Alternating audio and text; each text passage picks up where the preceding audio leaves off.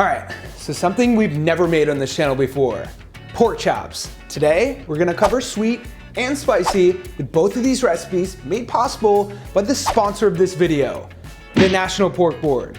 Could we ask for a better sponsor on a pork recipe? I don't think so. So let's just jump right into the recipes and a few pork-friendly tips.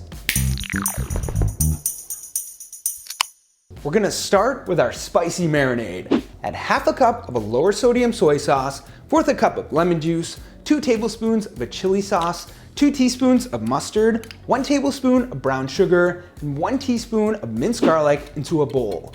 Mix all of those up good, then take out a large sealable bag or container, add around 8 pork chops into it. Pour your mix in, seal the bag or container, throw it in the fridge for around 8 to 12 hours. I like to remove as much air as I can out of the bag before sealing it, and I always flip it around a few times in the fridge. Next, we're gonna make a sweet glaze. Add 2 tablespoons of a lower sodium soy sauce, 3 teaspoons of minced garlic, 3 tablespoons of honey, and half a cup of ketchup into a bowl. Mix those up, then take out your pork chops. You should be able to get at least 10 to 12 out of this glaze.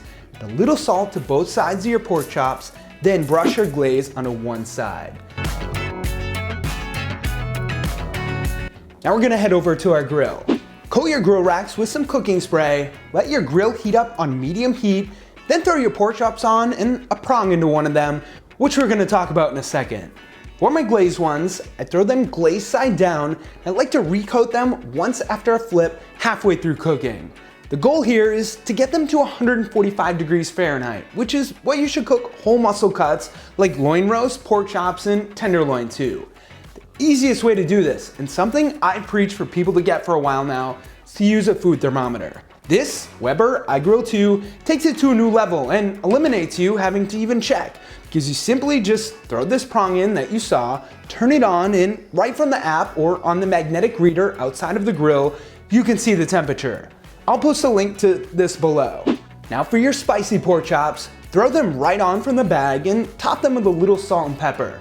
Flip them after a couple minutes and continue cooking until you hit that magic 145 number.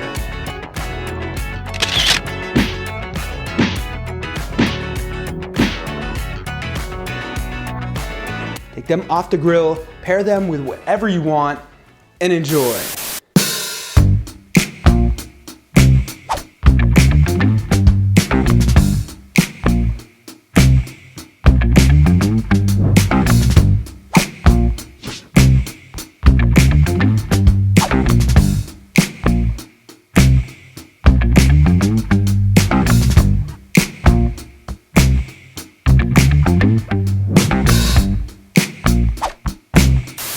Look delicious, right? Now a couple things I should also mention, aside from how quick and easy these pork chops are to cook. Pork is an excellent source of nutrients. You can really switch up the flavors however you want. Depending on the cut, seasonings, and marinade you use, you can change up the flavor profiles on pork really easily. With that said, thank you guys for watching. Don't forget to check out the links in the description below. Subscribe and turn on notifications if you haven't already. Smack that thumbs up button if you like these recipes. And of course, stay healthy.